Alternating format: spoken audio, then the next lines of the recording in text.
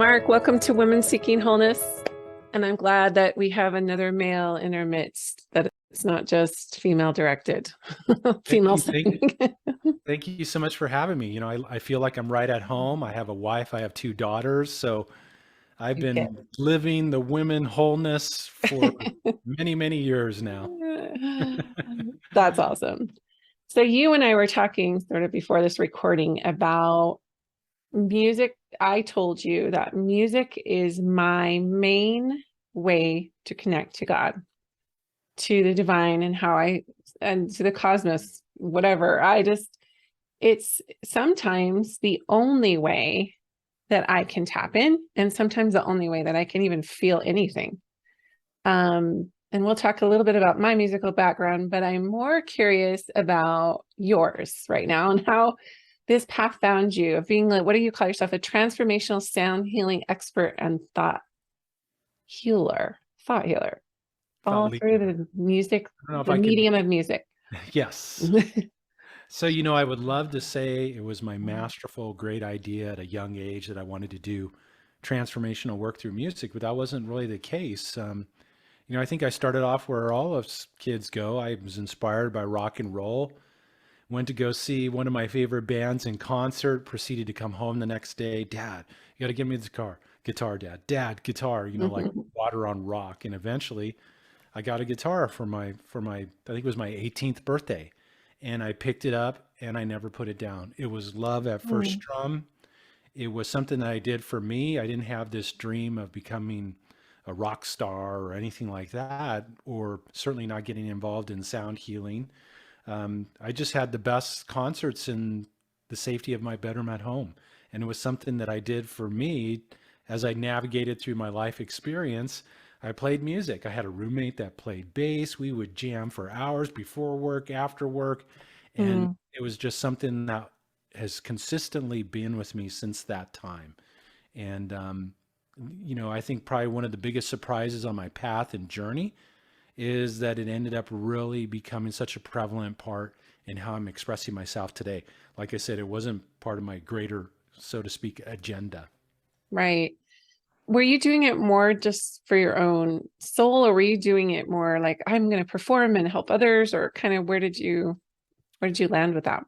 Definitely for my own soul. It was Mm. something that helped me to deal with stress levels. It was something that helped me to deal with the twists and turns, that we all go through in our human experience. And really, quite selfishly, it was for me. Like I said, I didn't come into this with the intention of going into the music business. I made my first album purely because I wanted to have the experience of going into the studio to make an album, not with selling CDs or anything. But that's how it all got started. And that CD ended up changing my whole life experience. Mm. So it was more just as a means for you to be more of yourself, or to self-console, or just for the joy of it, just for the sake of it, which usually is our purpose, don't you think? Just finding that thing that you just latch onto, like you with the guitar, and not ever letting go. Did you ever have periods where you kind of went through a dry spell, or you felt like, oh, this isn't flowing for me, or you had to put it down for a little bit? Absolutely. And there was times where, I didn't practice and I didn't play and I didn't feel inspired to. But it always seemed to come back around to where, oh, I should start playing more, or, and then I would remember one of the things you mentioned earlier about music, and utilizing it for myself. It gave me a great avenue to be able to process through my emotions and the feelings that I was having. And it would literally go into the music and how hard I was playing or what style, or depending if I was angry or sad or frustrated. It almost like gave me this ability to be able to move out and let go. I think what things that many of us have a tendency to hold on to. And I just think it really served me magnificently during my ascension up the corporate ladder, I'd like to call it. And through all the stress and everything that I was dealing with throughout that experience, it was really a catalyst in helping me to remain level headed, to remain mindful. And I think it really had a tremendous impact upon my health and well being. Yeah, that's interesting you bring that up, because I think a lot of people have something more right brain and creative as an outlet. If they're in something really like high demand, or in the, I guess you could even say like an over masculinized structural kind of, job, where they can just come home and be fed through more of that creative brain and that nurturing. I shared this with you, and I'll share this with the listeners, but as I'm listening to you talk about what it did for you as a person and that you were doing it just to do it, my path with music, as I look back, was to achieve and perform. So I practiced so that I could make first chair clarinet. And the only reason I chose clarinet is because my sister Tanya had the clarinet in the house the year before and dropped out of band. So my mom and dad are like, we're not paying for another instrument. So it looks like you're playing the clarinet if you want to be in the band. So I started in like 7th grade or 6th grade, no, 6th grade. And I just practiced and practiced because I was in this achievement mindset of just getting first chair. And then in 9th grade, I auditioned for all-state band and made it. And that was like a big deal in my high school. So anyway, my senior year, my parents moved from a small town in Wyoming to a music magnet school, or to the Bay Area. The high school I went to my senior year was a music magnet school, which was amazing, in San Jose. And I ended up doing the same thing. Just, I got to make first chair. So we were the #1 marching band in the state of California. I got first chair clarinet. My band teacher was like, I think you should study music in college. I was like, okay. So he wrote a letter of recommendation for me, and the college that I got accepted into did not accept me for a full ride music scholarship. So guess what I did? I stopped playing altogether at age 19, I think. I just didn't do it. And I've reflected on that a lot. Like, I enjoyed playing, but it wasn't my instrument and it wasn't my main thing. But I think that the reason I put it down is because I had a belief back then, and did for many years, that my talents needed to be recognized or shared, or that if I was going to be good at something, or if I was going to do something valuable, it had to be put out there. And I think had I done it the way you did with your guitar, and I just played for the sake of playing, it would have been a whole different experience for me. I don't know. No, I am absolutely sure that it would be. And as you were sharing that, it kind of comes up, and I think this is something I can go back and relate to exactly what you shared, not through the guitar, but through my career. I had to be the top salesman. I had to be the employee of the year. I had to be the top performer within the company. And that's how I found my fulfillment. That's how I found my joy, or so I thought, until I realized, wait a second, I've done all this. I've gone from, entry level over 19 years to the CEO of a multi-million-dollar business. I started in my garage. Why Wow. am I unhappy, discontent, and unfulfilled and unhealthy? And I couldn't help but feel that there was something more that wanted to be expressed into the world, not only for the sake of expressing it, but also for the sake of helping others. It's something that was always a passion of mine. But I think Mm, what you shared is really spot on with many of us, that we try to fill those voids or those places within ourselves with our levels of achievement. And then we kind of come to this point, well, you know what? That doesn't work really well. I can't right. fill that space. I have to fill it with something else. Yeah, exactly. And I remember getting a crystal mouthpiece for my clarinet for Christmas, and just like I did everything, like the nicest wood signet. Eventually went from plastic to the nicest wood, and I think that just like everyone, I wanted to be seen and heard and recognized. And I thought that was the way. And I'm glad the universe made me go a different direction and major in something else, which was psychology.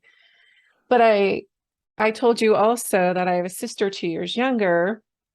Well, first of all, music was played in our home all the time, and we all learned piano when we were in like 4th or 5th grade, and my mom played, and it was just like beautiful, epic, just exquisite music streaming in my home a lot. So I was raised that way, which I'm really grateful for. Um, and both my parents have a deep appreciation for music. But my sister 2 years younger was like the prodigy. she ended up being born with perfect pitch and played several musical instruments by ear. And she was also in the same marching band I was at the Music Man High School and had the lead in all the school musicals. She had this beautiful golden alto voice. And she actually had a full ride music scholarship just from her vocal performance. And fast forward, she meets a guy and turns down the music scholarship to get married and started having a lot of children, and kind of fell into this she is bipolar, and she fell into a pretty bad depression she couldn't get out of. 5 children later, when her youngest child was 2 years old, she took her life.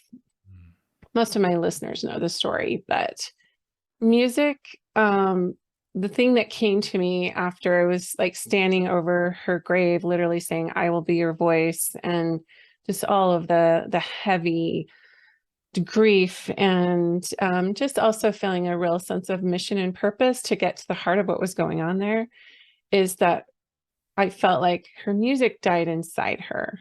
Her real music, not how amazingly talented she was, overtly, but just kind of, I guess, the song of her soul, and just not, again, going back to that, like not really being seen and heard for who she was. So I just want to insert that into, my whole journey with music. And I'm sure you meet people who are high creatives. You're probably obviously one of them.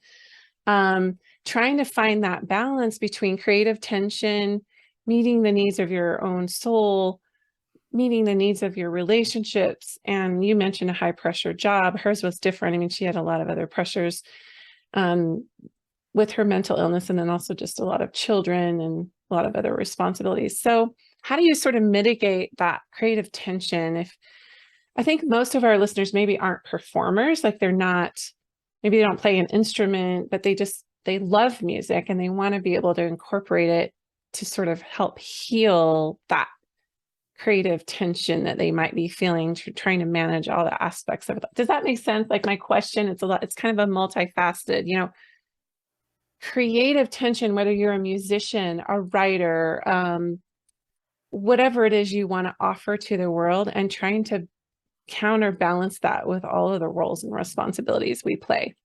That is like, I think the biggest, thing that challenges so many of us. And because we all have this creative spark that's within us, whether it be through music, art, expression, creative ideas, however that might come and express that stuff. And really what it kind of ties to is an authentic self. And when you made the comment about dying with the music still in you, it just reminds me of that. I think it's Oliver Wendell Holmes made that quote about you don't want to die with your music still in you. In other words, we all have a song that's within us. That song's our passion, it's our purpose, it's our calling. It's Mm-hmm. one of the big reasons why we came here to play the game of life.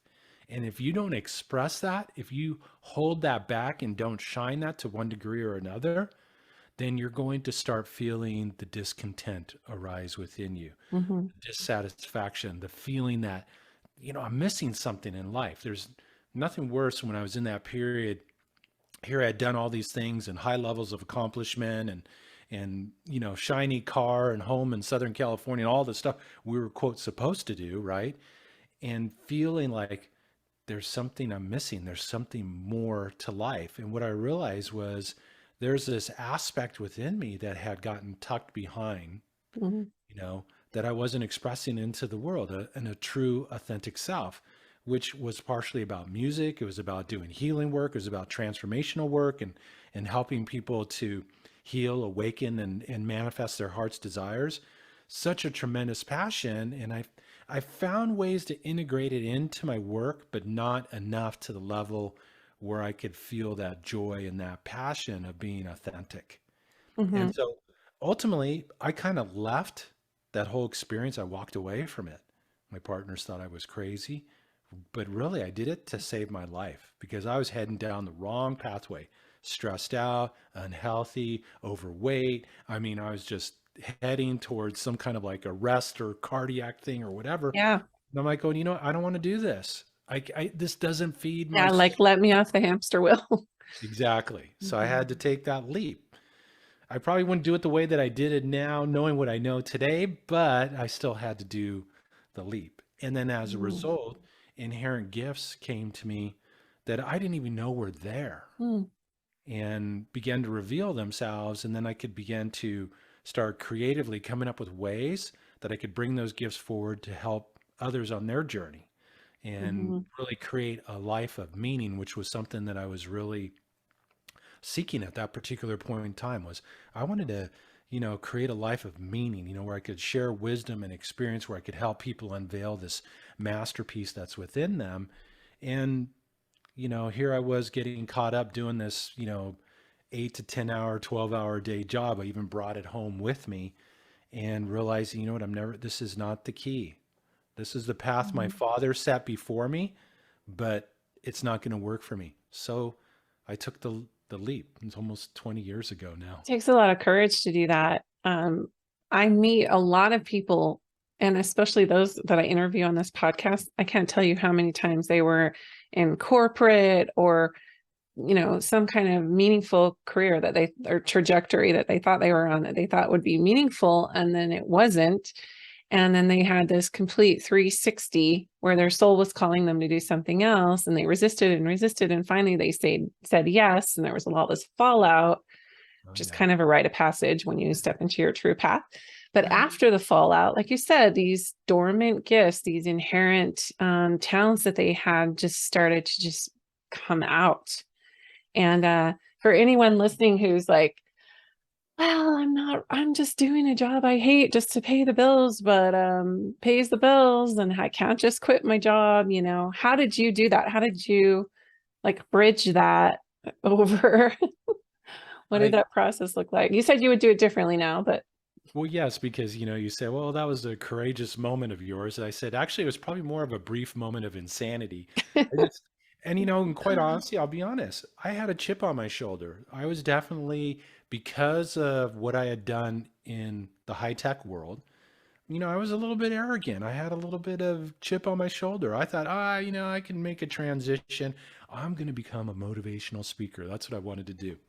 So I left to pursue that. And I literally just took the lead. I told my partners I'm leaving. I finished up my contract with them for a year and I was out the door. And I started building the next business. And in that time, and it's so funny to think about events that push us in different directions.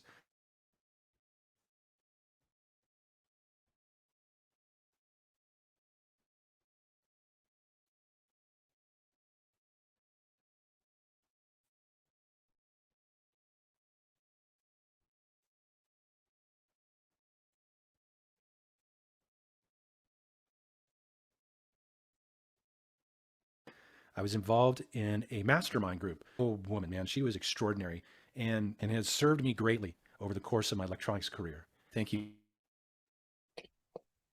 oh,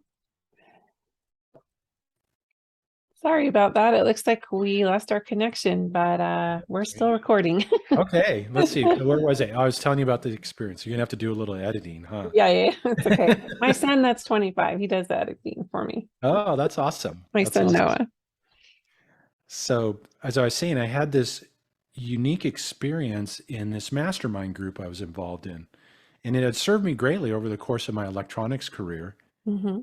And I had been in the program a year. I sent her a thank you card. And why just send a thank you card when you can send a thank you card with music? So I sent her a CD in there with 2 songs recorded live. And a couple months later, I'm up on stage being coached by her one-on-one in front of the stage. Very intimidating. You want to have your act together type experience. I'm ready to talk profit and loss and sales strategies. First question out of her mouth is, Mark, what are you doing with your music? I said, nothing. And then she got upset at me on stage in front of 250 of my peers. Let me tell you something. There are people that can play, and then there are those that can play with their heart, passion, and soul. You have that ability. And furthermore, you're ripping off the world by not sharing it. I want you to come back with a CD the next meeting for sale, or don't come back at all. You can Oh. go sit down now. I didn't even get to rebuttal or anything. I just literally dragged my posterior back to my seat, terrified. Well, I'd invested a lot of money in this program. You bet I came back with my first like draft of a CD and brought it back the next meeting and sold them. And that ended up becoming the album that ended up getting in the hands of the scientists from NASA that discovered the healing frequencies in my music, which launched me down this pathway I could have never had imagined, even on my best day, um, being what it became from there. Yeah. What's the NASA thing all about? Well, it's funny because I get invited to this lecture on quantum physics and energy and health and vitality. And I'd never heard of quantum physics at this point in time. And I like show up and they're talking about how we live in environments that are filled with all these energy disruptors that negatively impact our energy, putting us into a perpetual state of stress, impacting our moods, our emotions, impacting our memory, our focus, how it is that we function, negatively impacting our health and well-being. And they were looking for things that could eliminate the negative effects of those disruptors in the environment. And those disruptors are like cell phones, Wi-Fi, smart meters, 5G, 4G, 3G, 80,000 man-made chemicals in our air, food, and water that are negatively impacting how it is that we function and move through life.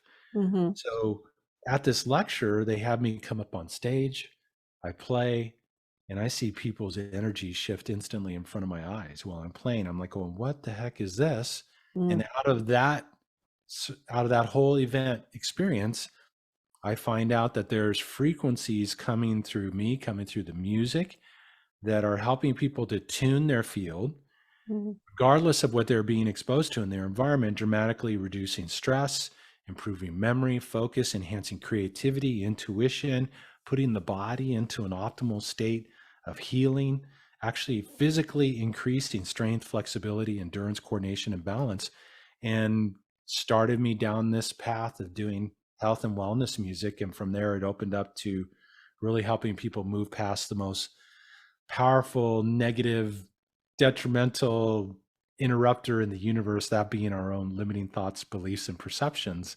And I literally started composing music for my clients to help them to move past old blocks, reoccurring negative patterns, breakdowns in health and relationship and state of mind and prosperity or in their careers, and started using music as a tool to help people to really focus in 3 areas: healing, awakening to their magnificence, to be more empowered, and then ultimately utilizing that power and that ability to manifest, to create, to compose the life of their dreams. That's awesome. I believe that this frequency, again, and this, like sound frequency isn't just coming in through our ears, and that vibration and frequency isn't just coming in through here. It's almost like we're porous energy beings, and we are absorbing it. So you can feel music in various parts of your body. Even people who are deaf also can experience that vibration and those frequencies. What for the lay person who maybe just doesn't have like the technical background, or even, it sounds like a lot of this has been very intuitive for you, which is really cool. And as far as it streaming through you and you being, you're a composer, right? Or are you Correct. composing these things? Okay. So metaphorically speaking, we're all kind of composing our own art form in our own life. But when we're talking about the medium of music, and somebody wants to change their frequency, have a state change, if you will, and kind of shift out of, like you said, those powerful negative states, what, other than just the obvious of like putting your headphones in and streaming something super that like lifts your mood, like super beautiful or epic for you, what are some interesting ways maybe to work with sound therapy, music therapy in ways that can actually have a more of a lasting impact? Well, I think the first thing really when we deal with these states, let's say you're feeling depressed, let's say you're feeling sad or angry, just to throw some examples on the table, the most powerful step that we can take is to set the intention to move through it. And that's important, because those states of being are really energy frequencies. It's like, imagine that good old AM FM radio, where you had 88.5 on this end and 108.5 on this end, and all these stations in between. Well, down here, sadness, anger, frustration. Up here's bliss and ecstasy and happiness and joy. They're just frequencies of energy. And the big realization we all need to make is that we have the ability to move and command energy, our own personal energy and the energy around us. But by being able to move through our own energy, we're able to change our state of being. We're able to put ourselves into a state that's more in alignment with being empowered or creative or whatever it is that we're seeking. And so the first step is to set the intention and to step into that power. The second step is to let go of judgment, which can be so helpful because typically, how do we judge sadness, anger, and frustration when it shows up within us? Those are bad. Those are Yeah. wrong. Oh, this step is so important. Oh my God. Because don't you feel like we're just always kind of swimming in our subconscious negative energy, just unawares, and then all of a sudden it rises to our subconscious or our conscious, and we're like the self-judgment, which exacerbates that frequency that's already there that was impacting us negatively. Then we just like threw fuel on the fire, so to speak, by judging it. Absolutely. If you ever want to stop the flow of energy, you throw a resistor on a circuit board. You create a resistance of the flow of energy, and judgment creates resistance. And it's just interesting what you're saying, even using the word negative and positive energy. We have a belief structure that negative energy is bad. No, it's not. If you look at a battery, it has a positive and negative terminal. That battery won't shine the light without both of those terminals. The same principle applies to you and me. We can't shine our light if we don't honor both aspects of who and what we are. The challenge is to become conscious of it. The challenge is then to learn how to move through the cycles of our own personal energy. And by there, we can consistently kind of make our energy or our lives look like a positive stock chart, always going through its peaks and valleys, but moving in the upward direction. When we stop the flow of those lower flows, we get stuck in anxiety, we get stuck in depression, we get stuck in those lower areas. We want to be able to move through that energy and let it go. So it's like, oh, wow, I'm feeling sad today. Well, feel sad. Don't go on your Don't mask it or do this. Don't judge go it. Yeah. binge watch Netflix or Don't a bunch of stay in that state. whatever. Like honor it, but don't act. I think we were saying about moving is like, don't act from that same frequency. See it, notice it, but don't over identify with it. Right. Yeah. Or Just like feel it, right? Feel it, but don't identify with it. so important. Why do men not live as long as women? Because men have been taught to internalize their emotional energy and to keep that in. I'm very fortunate. I had a mom that was always very supportive of me feeling my emotions, the seasons of my emotions. Son, we cry our tears so that we cleanse our eyes and see life more clearly. Oh, And that's it's so wisdom beautiful. pieces like that that ultimately always kept in touch with my emotions, and was able to move that out. When we internalize and we don't allow ourselves to feel those aspects, they're still within us, reverberating 24/7, and they make themselves known. It's interesting you said the subconscious makes the conscious known, but it becomes consciously known because we experience some sort of disharmony in our health, in our relationships, in our careers. Maybe it's an inability to open up to prosperity and abundance. Maybe we struggle with our own spiritual connection and how it is that we define life in the universe we live in. Or maybe we just lack that joy, that happiness. And those are telltale signs that you're holding on to something. And it's about becoming aware. And what I've noticed is this state that the music creates kind of opens us up so that the individual can kind of easily kind of reach in and begin to let go, breathe out what's no longer serving them, those emotions, those feelings, those old beliefs, and also plant the seeds for how they want to be happy, joyful, self-love, passion, or not passion, certainly can be compassion, peace, all these states of being that we can't buy at any store. They can only be created from within ourselves. So because music, I know you've heard this, like music is language of the soul or whatever. So that there's things happening that are not lyric based or in thought form or word form, if you will, or tangible. It's just like you're saying, this whole energy exchange. Um, how how can one, so you said the first step is to like basically notice it, right? First Notice step it is and then set the intention set the to do intention. That's it. right. That's right. So you set the intention, you notice what's going on, and you like allow yourself to feel it and move through it.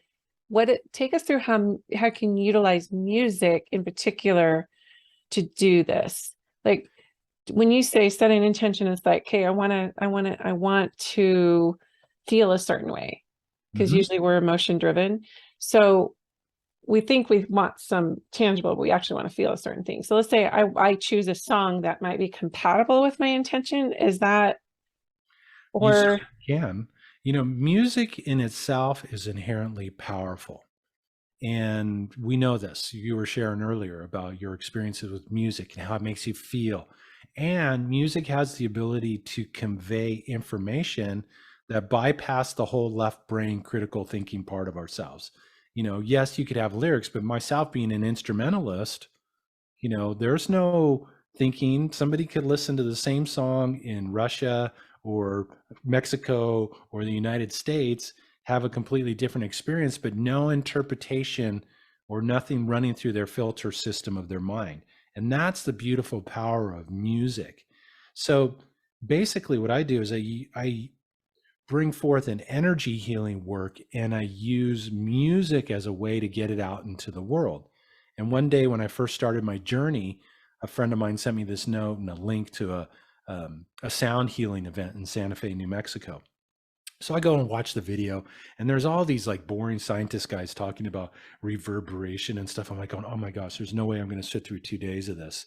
And then I hear one scientist say something that changed and just popped like a light. He said, music is the carrier wave for intention.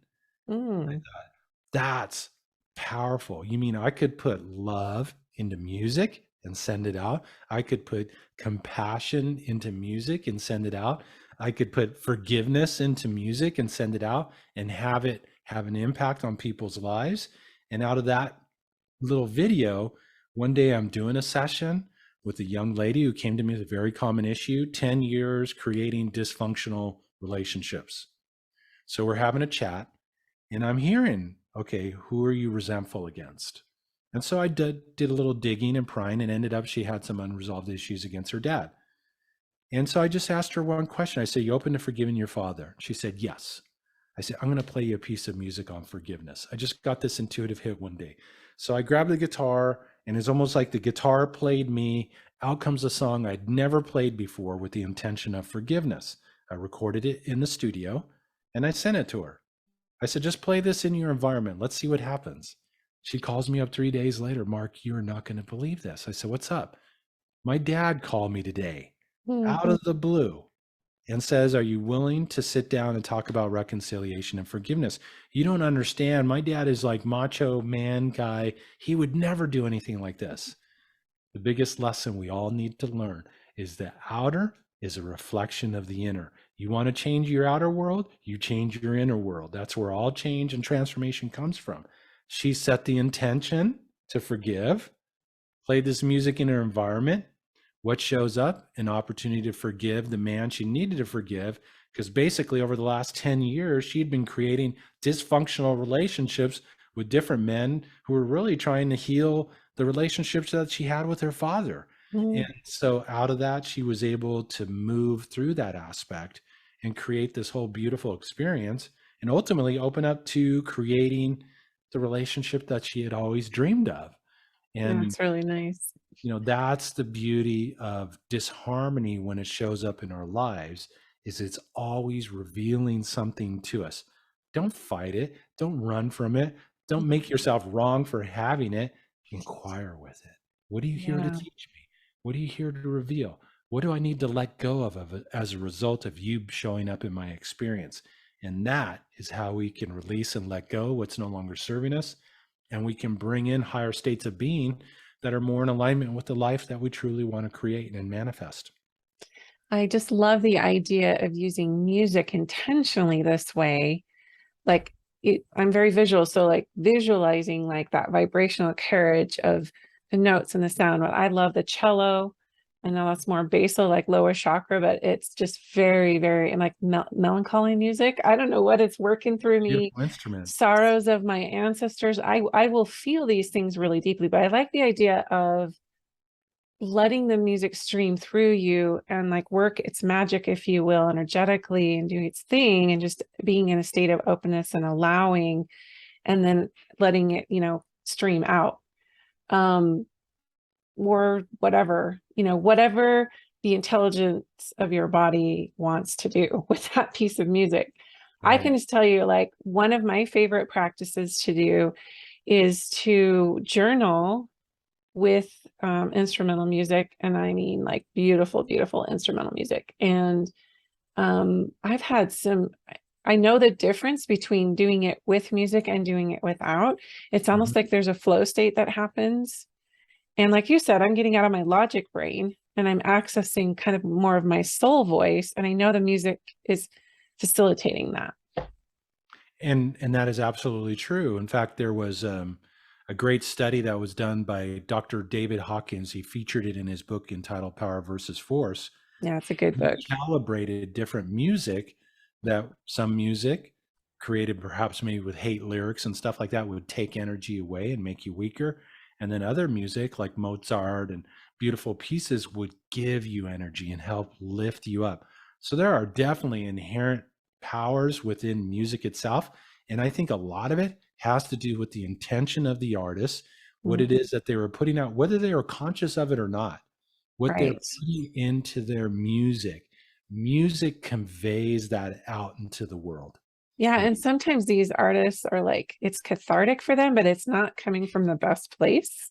mhm. Like that, you feel that dissonance when you listen to it and you're like, oh man, if I really want to be depressed, I might listen to this, like, but no thanks. Like, that's not judgment on, that's their music and their art. But I'm just saying you can feel where they're at through their performance and whoever wrote it. Yeah, you can feel where they're at. See, and I'll add a little bit on top of that. A lot of times that type of music brings to the surface the very thing within yourself that you've been holding. Mm, And that's why you feel it. That's why you feel that's the a good emotion. point. And Yeah, then because my neighbor might have a whole different experience listening to the same piece of music that I am. exactly. And so you leverage that. It's just the same thing with experiences in life. Look at what we've all gone through, with the whole COVID experience. Look at it Mm, brought so much to the surface, and so many of us, well, maybe it brought to the surface the very thing that we needed to let go of in order to enhance our life, enhance the quality of our experience. Yes, it was hard. It was hard for all of us to one degree or another to go through that experience, but yet it's out of those challenges, out of those triggering events that I really think brings to the surface the things we no longer need anymore. Those old thoughts, those old beliefs, the mm, old stories of not good enough, I don't deserve, whatever. They're not the truth of who and what we are. Um, and we want to bring them to the surface. And certainly music has the capability. I have a musical, I call them musical mantras. These are the pieces that are created with intention, called release and dissipate. Release. It's like, and it brings to the surface what needs to be released, but it's kind of like exhaling. How long would we be able to go through life not breathing out? Not mhm, very long. You want to exhale, you want to breathe out what's no longer serving you. And this piece helps you to release any lower density energy, emotion that you're holding in that's tied to limiting thoughts, beliefs, and perceptions that we picked up from our past traumas, past experiences on our journey through life. We want to free ourselves from that lower density energy. And at the same point, we also want to remember to receive in and yeah. breathe in. And that's why I have musical mantras like self love, peace, compassion, these qualities of the heart that just have the ability to light people up. And when you light Mhm, yourself up, it just, enables you and empowers you to be able to go through the day in unique and beautiful ways that can impact your family, your communities, your workspace, however it is that you express yourself. mm. That's absolutely glorious. So, where can people find you? Where can they find your music and your offerings? And I love this idea of music with mantras. I love it. The best place is always go to the website. That's markromeromusic.com, Mark with a K, Romero music.com. And then you can find me on YouTube and Facebook and Instagram at Mark Romero Music. And I put out little pieces, little musical notes, musical meditations, Mm, uh, words of wisdom, just to support people in restoring harmony. mm, You mentioned something earlier about don't die with your music still in you. We all come here with a piece of music. That music's our passion, it's our calling, it's our authentic self, it's what we came here to reflect into the world. Well, in order to be able to do that, like the guitar, our strings have to be in tune. Otherwise, it doesn't matter how well you play life, the game of guitar, or the game of life, the guitar itself, you'll never reach your full potential if you don't restore harmony. mm. So at Mark Romero Music on social media, and then Awesome. markromeromusic.com. Love it. Well, thanks so much for your insight. It's making me almost want to pick up my clarinet again. Although if I was going to choose a medium of music, it would be piano. That would fill me more. But yeah, this was so inspiring. So thanks so much for your time today. My pleasure. Thank you so much for having me.